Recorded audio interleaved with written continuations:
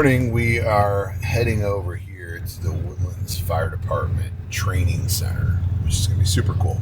We're going to hang out with the firefighters who I'm a big fan of. We love our firefighters. They keep us safe. We're actually rated here in the Woodlands one of the top fire departments in the country. And so today we're going to get to go do a lot of cool experiences. So I don't know what we're doing. I hope we get to play around with fire hoses, put out fires, and do all kinds of cool stuff.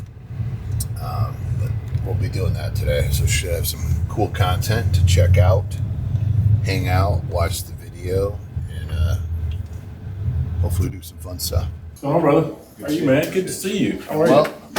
Hey, man, I'm Gus, dude. Me and you are going to be paired up together, dude. Hey, man, we're going to have a blast. Gus? Right. Good luck, Gus. Hope today we're fighting fire. And you're like, 34. yeah. Man, that looks a lot better. Okay. Much better. Yeah. Long time ago. I was probably. All right, it's official. Let's see. I got to Yep. These are going to work for you. Okay, so Sweet. you got it. You run your hand all the way through. Grab, tuck it. Tuck it, and you're going to pull it through. And then when it's all said and done, you'll pull it through, and you'll actually be able to peel them down, and they'll be set up so you can step into them. Yeah. Yeah, we always hate when we have to wash our gear or change out our gear. But then once you have in position, step, pull up. There you go. What about those suspenders? All right, now just on your own, just kind of shimmy them up, and you'll see what I mean by you're going to get them to see.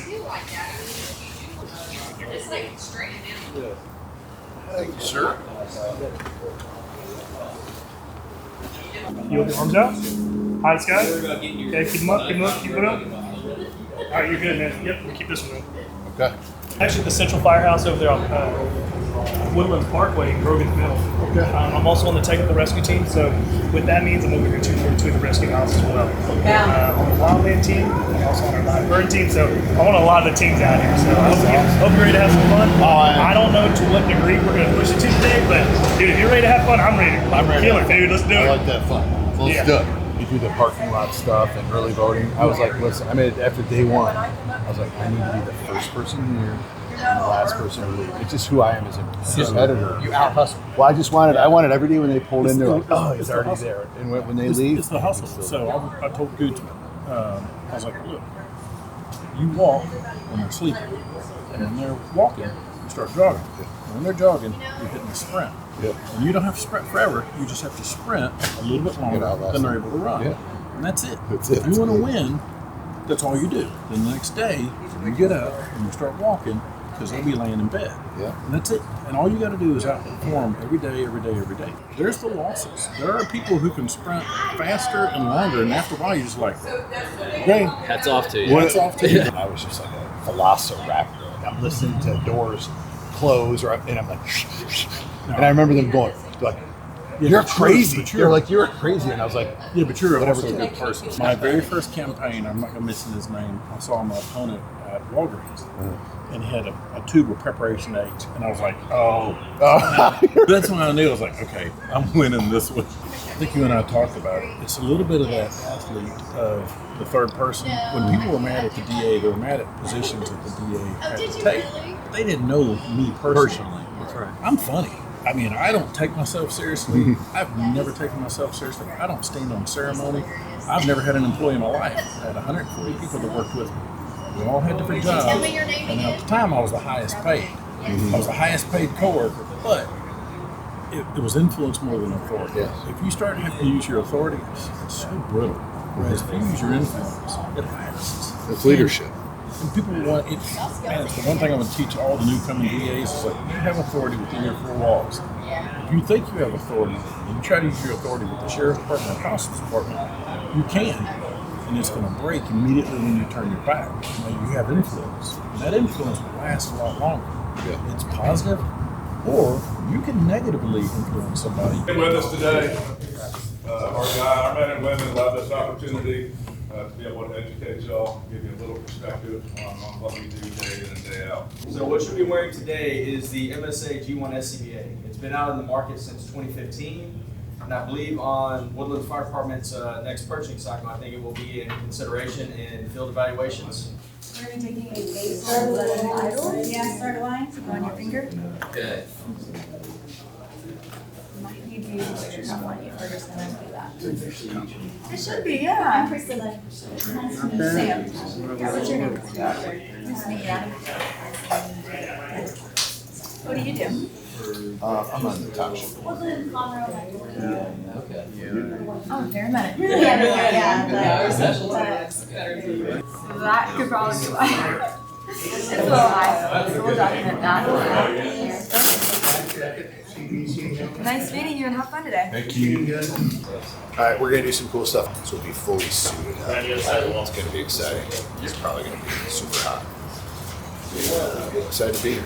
It's a fun experience.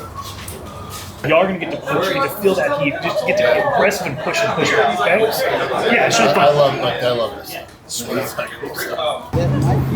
Use this line of front. We usually want to do Vehicles, we're worried about all the off-gas batteries. There you go. That's my other shirt. I want to keep it down right now if you can, but just It's getting hot in here. this is something we have here at the Woodlands is these throat closures. This gives us extra protection right here. So as you can see, it closes over the throat. It's a throat collar protector right there. Help from the carcinogens and other cancer parts that can possibly burn on throats. Okay? That's a radio equipment. Right? Bumpers to be blown off and take our knees or our shins out. Just like, yeah.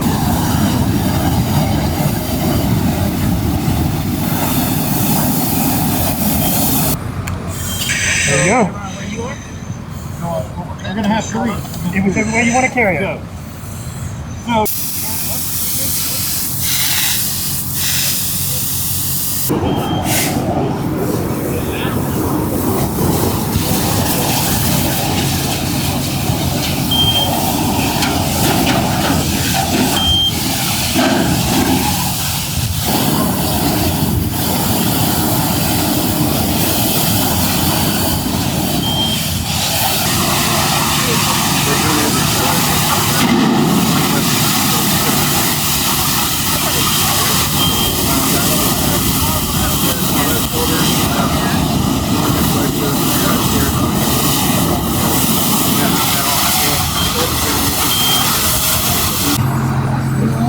Yes, sir. Pick.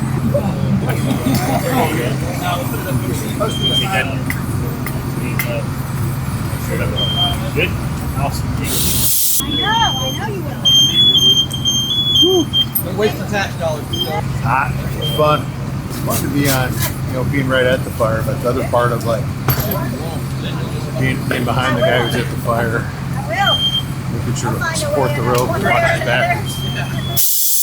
Cool perspective I was anticipating. Like, Y'all are lucky, y'all get 4 guys. Y'all have what we call a complete engine crew. So we operate at minimum with 4 people on our truck. We got 2 firefighters in the back seat, a driver, and a lieutenant in the front. Your officer is going to be doing things like taking care of the scene, managing people on scene, family members, things like that, but also collecting information of the patient themselves, right? So we need to know their name, their date of birth, so we can determine how old they are.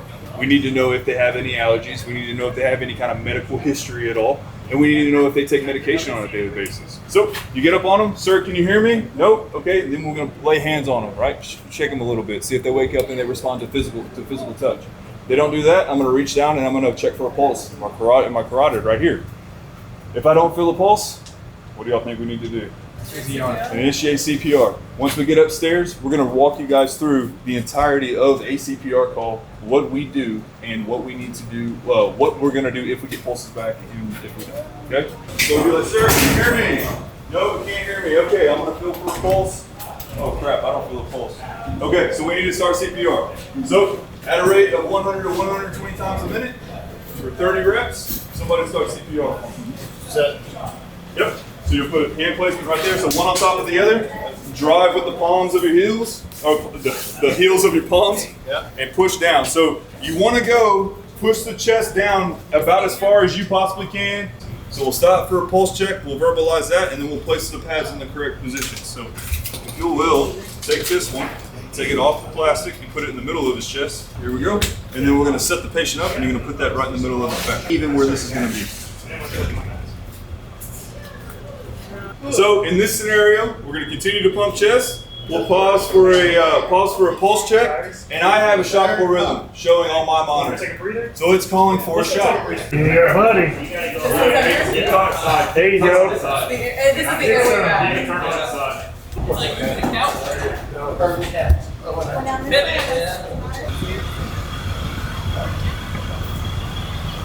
This is full.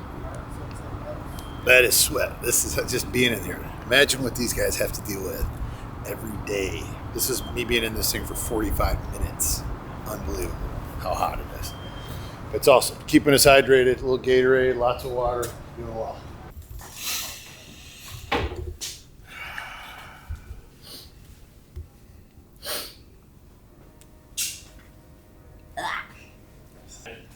Look at that. Blood pressure came out from 152. Catch your breath. Take a break. All right, we just got done with the Fire Ops 101 experience, and it was super cool. It's amazing. You know, I've always loved and respected our firefighters, and even as a kid, I was like, I want to be a firefighter. That looks cool. And but to literally step into their shoes today for like 45 minutes, literally in the gear, in the heat, and I mean, it kicks your butt.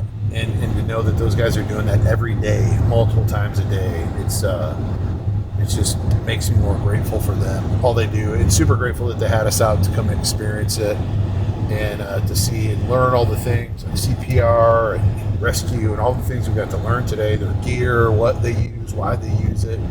It was an awesome experience. And you know what? It was a great camaraderie to spend time with other local officials, other really important people in the community, and most importantly, our firefighters get to spend time with them. I always think through the lens, I don't want to have to see our firefighters. And so it's cool to get to see them when you don't have to, and spend the afternoon. I'm so super grateful for that. Now we're heading to my son's graduation party. Excited to that, whole different game. Seeing, we've got a lot of family in town, and we have a bunch of people coming over for that event. So it's going to be awesome. Tune in. That is coming next. It's a Aston Martin Vantage. All right. Yeah. So I just got this one. I think I can take my color around it. And then this one I got a few months ago, Lamborghini Aventador. So this is the blue one. Traded the blue one. Oh, okay. So this is a new one. This is Lamborghini Aventador. Okay. 2014, 50th anniversary. Only 100. Okay. So I bought this one. Yes, it's like 720 horsepower. And then this is a Ferrari California T. This is a couple of Michelle's car. Components. He's not probably getting into lower cars. Getting Getting the Audi, he was like, I took my mom in the Lamborghini. I was like, all right. That's it.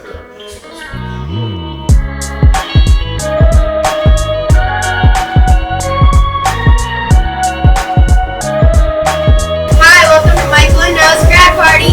Bitch, get in my way, my going animal. Bitch, get in my way, you'll be collateral.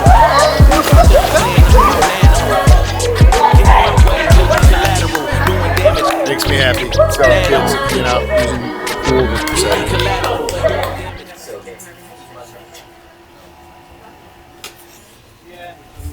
That's how it's done. Me and the graduate hanging out. Super proud of him. Have been more excited about him in the last 6 months, seeing him mature, manning up, turning 18, but that doesn't matter. But how he's shown up as a young man has been exciting to see. Proud of him, proud of what he's accomplished, and I'm also proud of what he's stepping into for the future. Makes sense. What do you have to say, Michael? What do you think? How do you feel now that you're out of high school? I'm a little nervous. I feel like there's some pressure, but That's good. some expectations. But Don't worry about expectations. Set your own expectations. expectations I want to meet for myself. Yeah. Yep. Yeah. Let's consider that standard. Set a creating a standard, setting a new standard. You'll do good. You'll figure it out. You're way ahead of where I was when I was your age. So that's great news. I think about like the evolution of God calling you to do something that maybe doesn't seem like fun and exciting. And going back to the conversation is like, I remember when God first put on my heart to start a Monday night Bible study in person in the summer in a park here, right? With nobody. And from there, that led to me like, all right, I'll show up. A couple guys came, a few more came. Next thing I got 20 guys. And I ran that for 2 years, every Monday, unless I was out of town. And it's like, I didn't love it. I wasn't like, all right, Monday night. I would usually leave there feeling good about it. You know, it's like a workout. You don't want to go to the gym, and then you leave there, you're like, oh, I'm glad I did. But that was preparing me for this calling to go run a business ministry, right, for Revival Today, where every month they're flying me out to talk business, and it was awesome. And we get, 100 people in the audience, with people watching online. I think one of the biggest videos are like 9,000 people watching, right? Like, so it's like the ego, or like the want to grow, wants the bigger stage opportunity, but God's like, hey, will you do the thing over here with 2 people, and then 3, and then 5, and then that just leads to more opportunity. And then it's like from there, I have 3 Christian business conferences in the calendar so far this year. Later on today, I'm going to be on Newsmax, right? So it's like if someone asked me before any of this stuff, hey, you want to be in the news? It's like, of course I do, right? Of course I want to be on primetime national news. But God's like, but we do that first. And I think oftentimes we can feel like too good to do something, or like too busy. But then there's that evolution. And then, once I ran for office, got elected, that's a new, pretty significant obligation. And then from there, it's like the monthly thing fizzles out, which was fine. It was a good time, like a time change. And then new opportunity presents itself, right? And looking backwards, you're like, oh, okay, I see what you did there, God. In the beginning, you're like, I don't want to do this. And I think stepping in faith and keeping that path is super important, which keeps me excited in faith of what's next. Where number one, where do I need to be listening and remaining faithful, so that number 2, I don't miss the next calling that He has for my life, which will be bigger and greater and more exciting than anything I'm doing now. All right, so sometimes I am blessed with the opportunity to be on the news. Most often it's Newsmax with Carl Higbee. He'll ask me every now and then to come on, chime in on different topics as it pertains to usually around health, things in the healthcare space, food, exercise, that stuff. And so here's kind of like the behind the scenes, what it looks like when I'm doing it is basically we just hop on here on Zoom. They pull me in. I sit in a Zoom room here waiting, and we'll do a sound check in a little bit, light check, make sure everything looks good.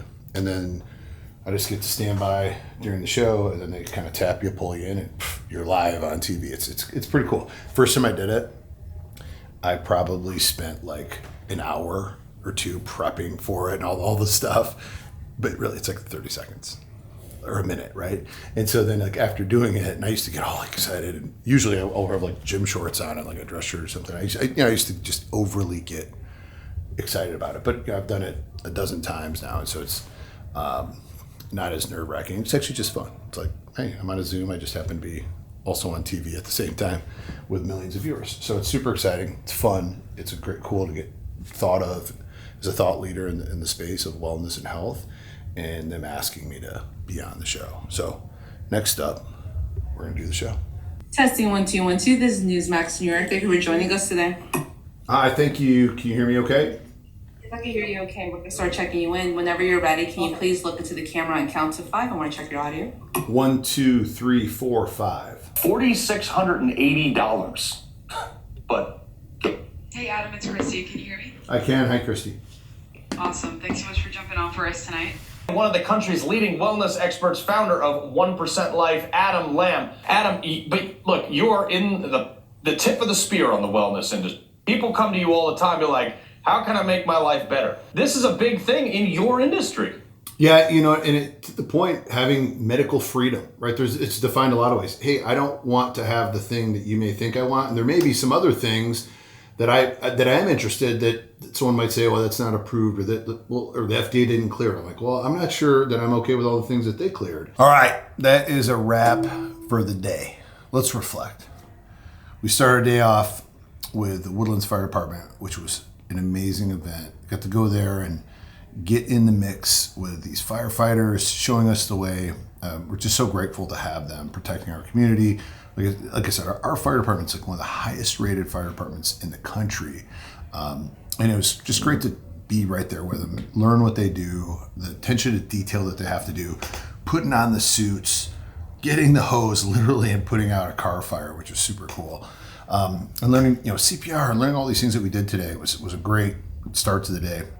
And really, again, to walk in their shoes was humbling and something I'm grateful for. And then zip home, shower, because I probably sweat 5 pounds off. And then have my son's graduation party at all his friends here. And it was just a beautiful moment. I had a lot of people come out to support him and to spend time and talk to him. And just, I'm so proud of him. It's one of those things as a father, I think, of I wasn't a super great kid dad. Like I didn't like toys when I was a kid. But like as he's gotten older, our ability to bond and really talk about the future has been awesome.